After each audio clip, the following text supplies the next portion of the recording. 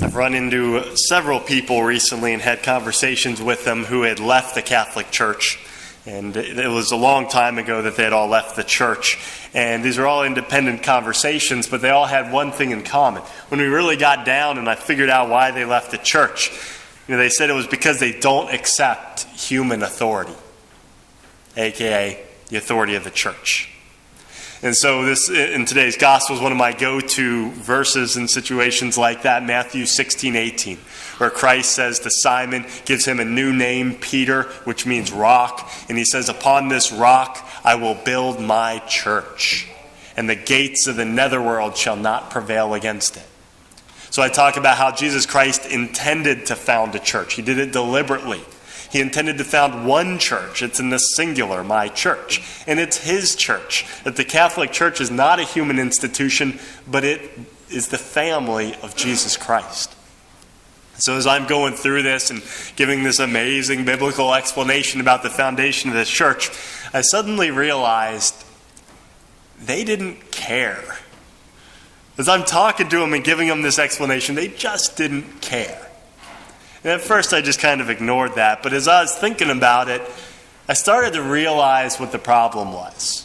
The problem was it wasn't that they didn't think through and couldn't find evidence for the church. If they wanted evidence for the Catholic Church and the authority given to it, they could find plenty of it. The problem was something else.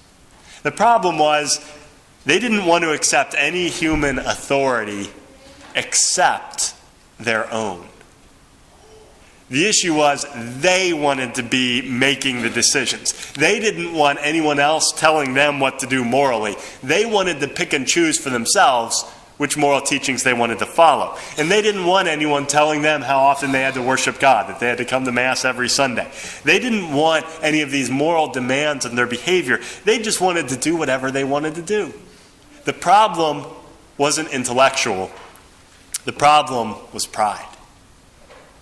Imagine approaching any other subject matter with that attitude. Imagine being in a math class and the teacher's, teaching about addition and subtraction. And someone just gets up in the middle of the class and they're like, I've had it up to here with your rules. I'm not going to listen to your rules about addition and subtraction. I'm going to add and subtract however I want to add and subtract. And I don't want you to tell me otherwise.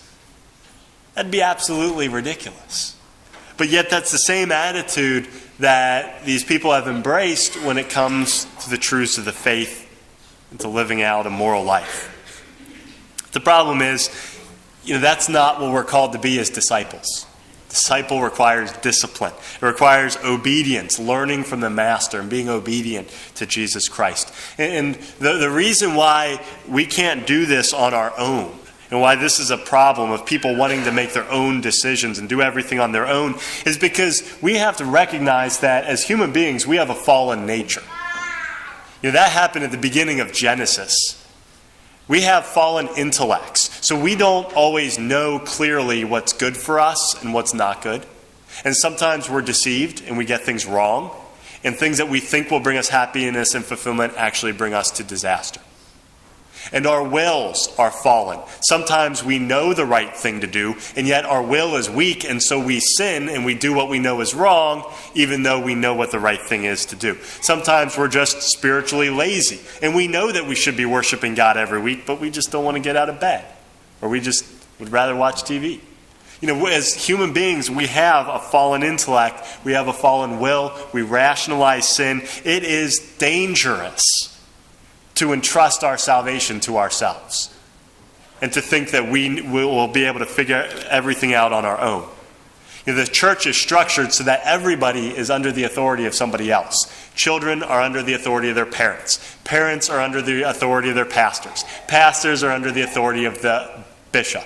The bishop's under the authority of the pope. The pope is under the authority of Jesus Christ. Nobody just does whatever they want to do. Part of the Christian life is obedience and acknowledging that we need the church. We need the 2,000 years of wisdom that she gives us. We need the sacraments. We need the moral guidance. We need those teachings of Christ. And pride is an obstacle to our salvation.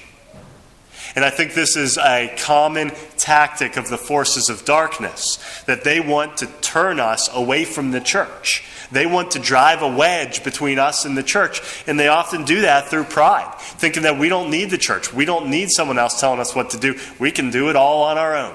And that's a temptation that the forces of darkness use to separate us from the church, divide and conquer, because the forces of darkness know that if we are separated from the church and we're on our own, we don't stand a chance of salvation. They know that, so they want to separate us and divide us so that they can pick us off one by one. And the reality is we need the church for our salvation, and we need the humility and the obedience to follow what Christ has given us in the church.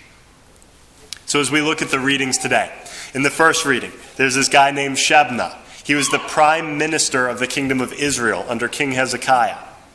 And in the kingdom of David and a lot of ancient kingdoms, they would have the office of prime minister. It was the king's right-hand man. And when the king was gone, the prime minister would rule in his stead, among other responsibilities. In the first reading, Isaiah is saying that the office of prime minister would be taken away from Shebna, and it would be given to Eliakim. And the symbol for that office was the key. He said the key will be taken away from Shebna and given to Eliakim. Jesus Christ inherits the kingdom of David. He is a son of David. He inherits the kingdom of Israel. He is the King of Kings. And in the gospel reading, when he gives the keys to Peter, what's he doing? He's appointing him as the prime minister of his kingdom. He's appointing Peter as the first pope, the vicar of Christ. And when Jesus Christ ascends into heaven, Peter and his successors, Linus, Cletus, Clement, they'll be the ones all the way down to Pope Francis to hold the keys to the kingdom. And so Christ gives the church a clear hierarchy. He appoints a pope. He appoints the apostles as the first bishops. He gives it an organizational structure. The other thing we can pull from the first reading is when he gives Eliakim the key, he says that Eliakim will be a father to the people of Israel. The Pope is our Holy Father.